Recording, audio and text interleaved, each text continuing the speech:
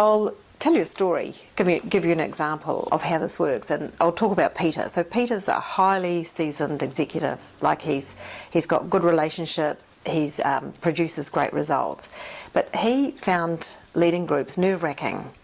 And he was really phased when people asked him questions, and he had a real sense that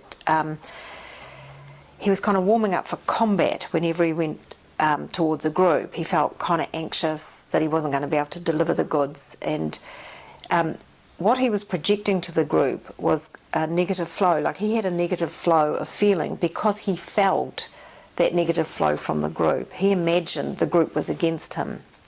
And so as we were working together, we had a look at this. And of course, when you're working in the area of implementing and leading change, people are unsettled. They do want to have information, they do want to understand some things, particularly why something is happening, what's the outcome going to be, what are going to be the benefits, and of course what's in it for them, how it will help them, what's the real picture. So there's a lot of demand on anyone who's running a group and leading change. But Peter seemed to forget about his abilities and forget about his relationships and warm up if he was going in for a fight.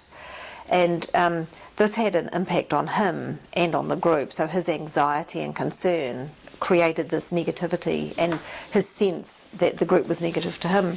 So I knew Peter quite well. So I said to him, have you thought of thinking of the people in the group as your friends or your companions in what you're doing, rather than your competitors or your attackers?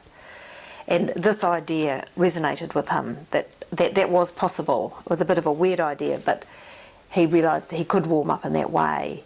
And that created quite a shift in his physiology about how he thought about approaching the group and how he was within the group. So while the stakes were high, he was able to relax more because he knew what he knew and he knew what he didn't know. And so that's kind of the essence behind creating a positive flow of feeling. And so that's the approach he took. And he had quite a response. What he noticed was people were much more willing to engage with him, and he was able to respond to what they were asking. But he also noticed that they engaged much more with one another, and there tended to be more discussions rather than everything being directed to him. So again, his capacity to work with a group shifted radically, and people left those meetings feeling they'd been part of something productive and worthwhile. And while they're not hearing good news particularly, they have got something that they can work with and use their expertise and skills as well. And yeah, more satisfying for everyone.